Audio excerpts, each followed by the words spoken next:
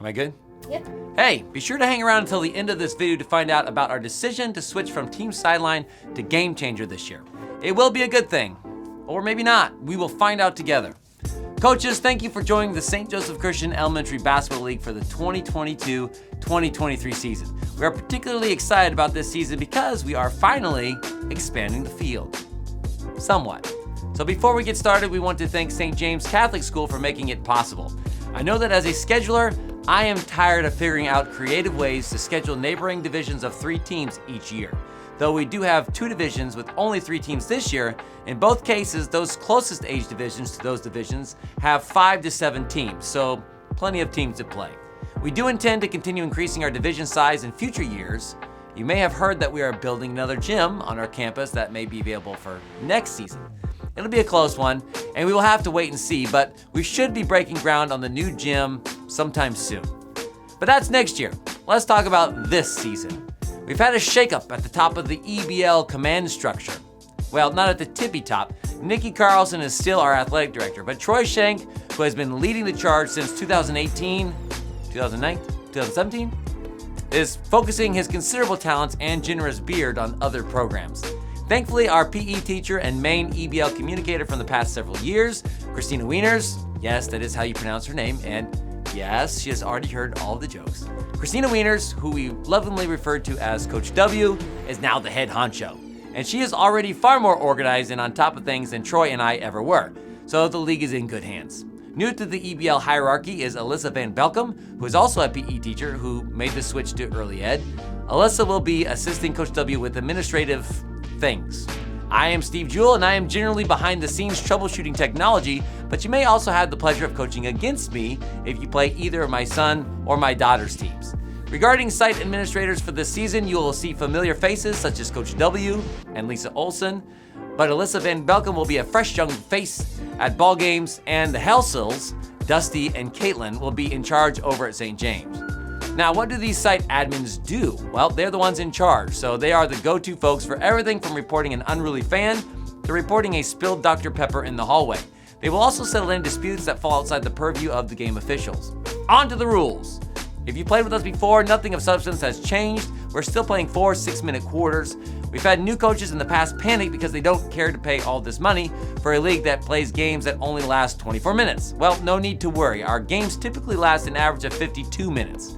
This is because we start and stop the game clock just like a normal game would stop and start. Though I should mention that staying on time is important to us, and more important even than making sure every game goes a certain length. So heads up, if the game ahead of yours goes into quadruple overtime, we may make the decision to stop the clock less during your game. I know it's not fair to your team to be penalized game minutes because of another game going long, but we've decided that it is better for everyone if we just stay on time. Different site admins may handle this situation differently, but just so we are clear, they are encouraged to get back onto the time schedule over the course of the next game or two after having fallen behind. We use a 28.5 women's ball for all of our divisions. Each game has at least 1 MSHA certified ref officiating, and most have 2 MSHA certified refs. Having said that, please keep in mind that our officials are constantly making judgment calls, especially in the youngest divisions, regarding what constitutes a violation. They will intentionally call a game loose or tight depending on the age and skill level of the players involved. You might be thinking to yourself, why not just call each game like a varsity game? If you're asking that question, then you have probably never officiated youth basketball. I officiated my first and last youth basketball game when I was actually a sophomore at this school. Back then we ran elementary tournaments, and I was lured onto the court to ref a 3rd grade boys game. After that game, I vowed never again to officiate youth basketball because I could have called travel on every single play.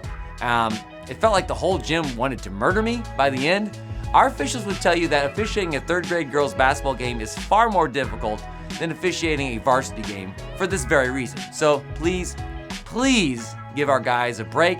I assure you they are not out to get you or your team. We have some of the best refs in town, but I can also assure you that they will make mistakes and bad calls. We appreciate those of you who are able to address these mistakes calmly and at the appropriate time and with the appropriate level of respect. The free throw line is regulation 15 feet for 5th and 6th graders, but 3rd and 4th graders may choose to move up to the 12-foot line if they so desire. We have to remember to put the free throw lines down each Saturday, so if we forget, feel free to mention that to the refs or the site admin, and we will get it done ASAP with our apologies. Overtime winners are determined by sudden death. First team to score is the winner. All and one shooting fouls are an automatic 3 points. No free throw will be attempted, though we will score it as if your shooter made a free throw. Full court pressure is allowed at every level up until the lead moves to 20 points or more. At that point, there will be no full court pressure or half court trapping.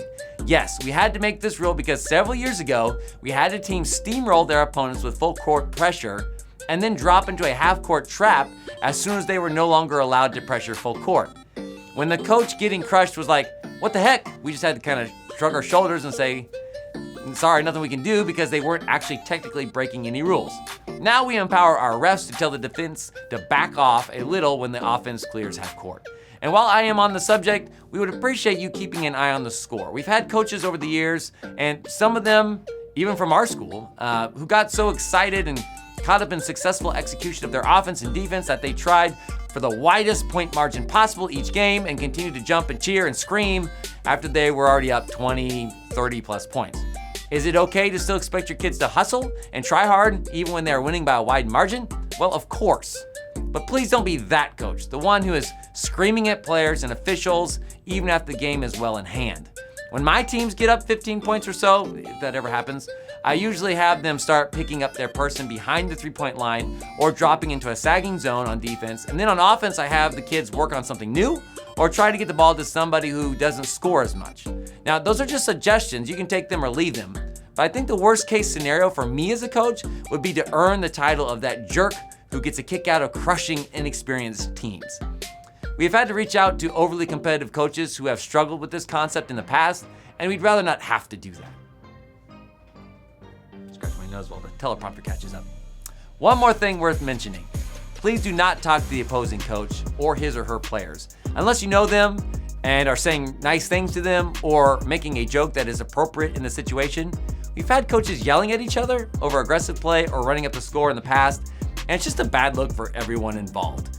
Once a team does get up 20 points, the clock will become a running clock, and the clock operator may choose to stop tracking points on the scoreboard. That'll be up to them. But don't worry, little Susie will still have every point tracked by the official game statistician. We want everyone to start on time, if possible, every game, so the SJCS EBL staff reserves the right to shorten already super short warm-up times or institute a running clock at any time to catch up with the schedule. And just FYI, those warm-up times are typically 2 to 5 minutes before the game, and then 1 minute at each quarter, including halftime. So we don't have a long halftime.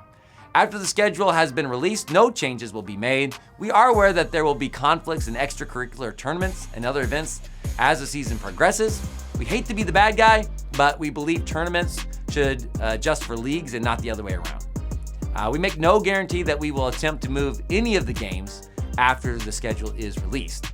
We have attempted to move some games in the past to accommodate certain situations, but just don't count on us being able to move games when coming up with your tournament schedule. If you're not able to make it to a game, we will attempt to find an appropriate substitute for your team.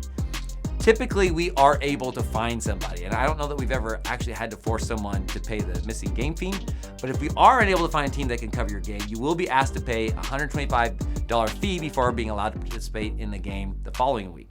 And this money goes towards paying the workers and officials who will still have to be there whether there's a game or not.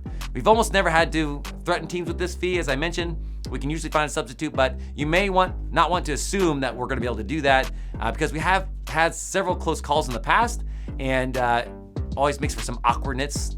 Each team will have 2 timeouts per half. These timeouts do not carry over to the second half if they are unused. This year, we will not have to combine any divisions, but there will be crossover games at every level. With the possible exception of the boys' 4th grade division, each team will play at least half of their games against teams from their own division. We have 7 3rd grade boys teams this year and 3 4th grade boys teams, 6 5th grade boys teams, and 3 6th grade boys teams at the recording of this video at least. And also, I think we're still looking for 1 more 5th or 6th grade boys team to round out the field. So let us know if you have any leads in those divisions, or if you have a huge team that you would like to split into 2 teams, like I had to do with my 4th grade boys and my 3rd grade girls teams this season. I will actually be coaching twice as many games this year, but I am so thrilled that my boys and girls will finally get to play more than half the game for the first time since pre-K and when we play in the upward league. In case you are set to play one of my teams and are wondering if I will be moving my best players between the two teams in order to make them more successful, nope, we do not want anyone doing that. My teams are divided down the middle talent-wise, and we would only add a player from one of our other teams if we were down to 4 or 5 players due to illness. On the girls' side, we have 4 divisions of 5 teams each. Assuming nothing changes before the league starts, you can expect that one team in every division on the girls' side, other than the 5th and 6th grade boys on their side, will have to play a crossover game during bowl week. The top 2 teams will play for the championship, and if possible, the bottom 2 teams will play each other. So that usually means the middle team in the lower division will play the middle team in the division above. So 3rd and 4th grade would play against each other, and 5th and 6th grade would play against each other. Because of these odd divisions, 6 total teams will be playing crossover games during the bowl week, which means there'll be 3 teams that will have to play up during bowl week, and I know that's not ideal for those 3 teams, but it is a necessity. So while we are on the topic, bowl week is our substitution for a tournament. We choose bowl week opponents based on each team's end of year record. Most years it is obvious who should be playing who, and some years we have to employ our tiebreakers. Feel free to contact me if you have any questions regarding our tiebreakers, but I can assure you right now that total points and margin of victory will never be one of those tiebreakers. So keep playing sound defense once you get ahead, but feel free to take your foot off the gas when you are crushing an opponent. You will not be rewarded for winning by 50 is what I'm trying to say. As I mentioned, we guarantee that at least half of your games will be played against teams in your own division, with the possible exception of the 4th grade boys this year, which that only really affects me. But who plays who during the year is randomly drawn. We do attempt to accommodate those who need accommodations, but it should be mentioned that we play some very early games and some very late games, and though I suppose my definition of very late and very early have changed since my kids started playing in tournaments and other leagues around the area, but our earliest games do start at 7:20 and our latest games start at 8:10 if we're on time, which we usually are. And we guarantee that no team will have more than 3 games at either extreme, whether early morning or late night. We'll try to make it so that you're not always playing at 7:20. But younger teams will play more of their games in the morning, and older teams will play more of their games in the afternoon and evening. We feel this is appropriate as our 5th and 6th graders are working their way towards 7th grade when they will be playing late games every week. And here's the thing that has changed the most. We are dumping Team Sideline in favor of Game Changer. So feel free to delete your Team Sideline app now. You may be asking yourself, isn't Game Changer a baseball/softball app? If you are asking yourself that question, then you might respond, why yes, I think it is. Game Changer is expanding to basketball, like for real, but this year. We decided to be beta testers for their basketball organization platform. It's not as robust as apps like Sports Engine that we have used in the past, but it is a familiar platform that boasts the same great features that you are used to for baseball and softball. We will use Game Changer to keep the scorebook at each game. We'll use it to track the stats. We'll use it for team communication. If you want to, that's up to you. And also for schedule changes if there are any. So you as coaches will want to be on Game Changer at least, even if the rest of your team isn't. Here's where we need your help. We need you to go ahead and create your team within the Game Changer app. Once you have created your team, you will then send me an email to let me know the team is created, and I will invite you to join our league. I know that sounds like a lot of work. In the past, I've done some of those things for you, but I know you can do it, and I would greatly appreciate it if you could do this sometime fairly soon. The deadline to have this done will be November 18th, which is coming right up. So why is it important that we do this quickly? Well, I cannot release our game schedules until we have everyone on board. So this guarantees that I will be calling and bugging you if you are getting close to the cutoff date and I still haven't heard from you regarding your Game Changer account. I cannot add your team until you let me know that your team's ready to be added. The good news is that creating a team is super easy. You can do it in less than 10 minutes. Check out this video. Game Changer is a mobile app, so start by downloading the Game Changer app from the App Store on your phone. There are 2 versions of the app. Get the green one. If you already have a Game Changer account, hit Sign In. If this is your first time using Game Changer, then select Create Account. Type in your first name, your last name, and your email. Then hit Create Account.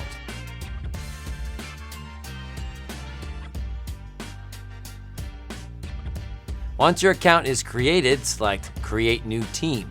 Choose basketball as the sport of the team you are creating. Then Local League Rec Other as the team type. And then under 13 for the age of your players. Type in St. Joseph as the town your team is based in. Do it with the Saint abbreviated. I don't think it will matter, but just in case. Next, let us know that your team has a name and what that name is. Now, this is how your team will appear in the app, so it is required that you put your school name. This is not a time to get creative with your team title. We promised all of you a school team league, so please identify yourself with your school. SJCS Lions is a good example, or John and Glenn Rockets, etc. Select winter as the upcoming season. Once you have done this, you will have successfully created your team. Yay! But we are not done yet. If you have played basketball with Game Changer in the past, you can roll your roster over into this season. For most of us, this will be our first time playing basketball with Game Changer, so we will select Add Roster from scratch. You can choose to finish this process on your computer if you prefer, a keyboard to a phone. I have done this with past teams, and it can be handy if you have a lot of players, but I'm going to go ahead and select the other option so that I can show you how to do it on your mobile device. We will begin adding our roster by selecting Add Player. I will make up players for my team so that we can do this quickly. You may want to make sure that you have your roster handy because misspelling a name here could mean a misspelled name for the rest of the season. Please do be very careful when putting in the numbers.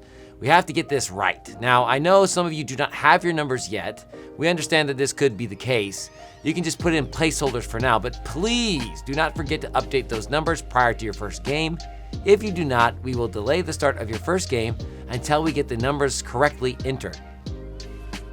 Now that I have finished typing in my roster, I will hit Next and enter the staff screen. Game Changer lets you have 4 staff members on your team. This is a big deal. The people you list as staff members will have access to everything relating to your team on Game Changer. This is super handy if you want to be able to view box scores and stats. It's just like having a premium membership to Game Changer. I'm going to come back and do that later, so I will hit Done, and there's my team. Let's go ahead and click on our team tile here in the home menu. Here on our team's home screen, you can see there are 4 tabs. The first is Schedule. Once all teams have created their teams via Game Changer, we will release the game schedule. You will be able to find it, well, here. Feel free to add your own events like practice if you intend to use the app for communication with team members, or if you are just generally a well-organized person. The Team tab is where you will find your roster of players and staff members. This is where you can add your staff or invite parents to create accounts that will be associated with individual players. This is also necessary if your players or parents want to be able to view box scores and stats and potentially video by signing up for a Game Changer membership. To do this, just select a player. You'll notice that this is where players' individual highlights and stats will appear, though only staff members and those with Game Changer memberships will be able to view this information currently. Continue to contacts to finish inviting a parent to connect with their child's profile. I'll go ahead and do that, and then, yep, there it is. An email from Game Changer letting me know that I have been invited to connect to Casey's Game Changer account. Obviously, you as a coach will not get this email unless you are inviting yourself to oversee your own child's account. I only saw the email because I typed in my own email address. Feel free to check out the other tabs like Video, Stats, and Opponents. This is one of the things we like about Game Changer and the app. It's simple to set up and to use while putting all the most pertinent information in one easy to navigate location. Once you have finished setting up your team, it is time to send an email to your league administrator, me, to let me know your team is created. Let's go behind the admin curtain to see how I will add you to the league once I receive your email. This is the invite team screen. Here I will search for your team, so make sure you include in your email your exact team name. In this case, I am looking for Bobby McSwagglepants's SJCS Lions 3rd grade girls team. And there it is. Once I find your team, it is a simple matter of sending you the invitation to the league. Okay, invitation sent. Once that happens, you will get a notification. You can see the bell in the top right-hand corner once you log back into your Game Changer app and select your team's tile. Now, all you have to do is select the bell and accept the invitation to join our league. That's all there is to it. If you have the wrong jersey number entered, that will cause quite a bit of confusion and likely result in a Hey, second game. what are you doing? Hey, no, get down. I go to the bathroom for 5 seconds and you think you can just take over for me? See, easy peasy. So just create your team on Game Changer and then let me know via email or text when you are ready to be invited. Please be accurate when entering your roster, as we will be using this information for keeping stats. If you have the wrong jersey numbers entered, that will cause quite a bit of confusion and likely result in a shortened game week 1 as we sort out your roster. Now, if you are just hopelessly awful at technology, consider asking a parent who isn't scared of technology to set this up for your team. That parent can be designated a staff member. Now, there are perks to being staff members. As the video mentioned, staff members have full access to videos and stats. I would recommend making sure all 4 of your staff member positions are filled with the folks on your squad who will care the most about these features. If more than 4 folks want to access the video and the stats, well, then someone's going to have to buy a Game Changer membership. That's how they make their money. We will be posting standings on our league website and possibly stats, though that might not be necessary, and I would happily avoid the work of compiling all that information if it isn't. So standings for sure, though, will be on our site. We do not currently plan to do video as a league. We've done that in the past and not had a whole lot of interest. You, however, are more than welcome to stream videos of your game with an iPad or whatever technology you have on hand. If you do so, that video will sync up with our statisticians' efforts if you do it through Game Changer. You will then be able to find highlights for each player under the video tab within the app. This is a pretty neat feature. We used it a lot in baseball this year with my son Jackson's team, and it was super cool. The downside to the video with Game Changer is that you can't share those live games with folks who do not have the Game Changer app and who are not staff members. So maybe you would rather just do it as a Facebook Live. If you want to do that, go for it. For $15, so basically 3 months of $5 per month on the Game Changer Plus plan, fans of your team may have access to box scores, live play-by-play of games, which was cool in baseball. And then for $30, or basically 3 months of $10 a month, you can get the Game Changer Premium plan, and the fans of your team may have access to season stats and the video stuff. Now, this is a premium subscription that your staff members can get automatically if they're just staff members. Now, I'm not trying to sell you a Game Changer membership. I just want you to know that it's available, because sometimes we have people interested in that and are willing to pay $15, $30, whatever. I mentioned our website, and that's where you're going to find our player registration form. We'll send you a link to the website as soon as it's up, as well as a link to the form to share with your parents. I think it's probably already up actually right now. Do not fill out the registration form for your parents. That is their responsibility, and we need their permission to add their kid to our league. Please make sure your players are all registered by the end of November. Feel free to reach out if you aren't sure if everyone has registered or not. I can check on that for you. I will gladly look that info up, and if we're getting close to the deadline and we're missing a player or 2 from your roster, I will start to bug you. We will match completed registrations with your Game Changer roster prior to tip-off to determine whether your players are actually eligible to play. So make sure those 2 things match. If your players have any issues with player registration, please try to help them. If you can't help them, please reach out to me. I would rather hear about an issue from you rather than from your parents or from your players if I see them at Walmart or something. In addition to the website and the Game Changer app, we also have the league Facebook page for league updates. On the Facebook page, you can find game recaps of most games. We occasionally have admin volunteers who forget to add a game or 2 or 3. We do our best to keep this going and keep it from happening, but alas, Coach W and I are not always going to be at every game, and we often have to rely on others to keep things running in our absences. So that's it. Send me an email or send one to Christina to let us know that you made it this far in the video so that we can check you off and say you did your coaches meeting. Thanks for watching. Thanks for playing. We are looking forward to another exciting season of basketball here at the St. Joseph Christian Elementary Basketball League. We look forward to seeing all of you December 3rd. That's it. All right, go turn the camera off.